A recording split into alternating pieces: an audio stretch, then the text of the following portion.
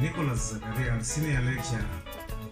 Tukuwa nekutenda zvikuru kunditsigira kwenye kwamunondiita nguva dzose ndigona kuwana maawards kuzvi ndakawana award ezima award ndikawana nama award zvikupa kundisimbisa mandiri kuratidza kuti munene mukati mekurarama kwangu uye ndiri kutenda zvikuru vashamarari vedu vekumaredhiyo nevemedia nemakambani ose ari kunditsigira kuti ndinge ndichiimba. Ndinotenda nekukudzai kuti mose muri kundirangarira uye ndinoti murambe makadaro kunge muine nepanguva dzose ndichiti kune avo vanoda kushandidzana neni makasununguka kunge muchitawo basa neni nekuti panguva ino tichiri mulockdown kudaro.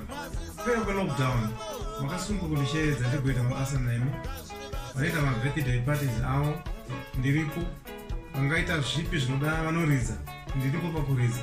Ndinoda kutendai zvikuru mukati menguva ino kumacompanies ose anova akasununguka kuda kushandidzana neni. Ndakasununguka kushandawo nemi zvakare uye zvakare muchida kundiwana munogona kundiwana panhamba dziri kufamba pascreen idzo ivo munogona kundibata nadzo ndokwanisa kushanda nemi zvakanaka maererano nezvamunenge muchida.